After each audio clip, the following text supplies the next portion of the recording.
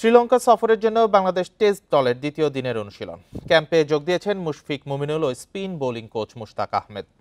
Bundle থাকলে প্রতি সেনমানিতে টাকা বাঁচবে। বিকাশ সেনমানি বান্ডেল কিনে জিতুন প্রতি লেনদেনে।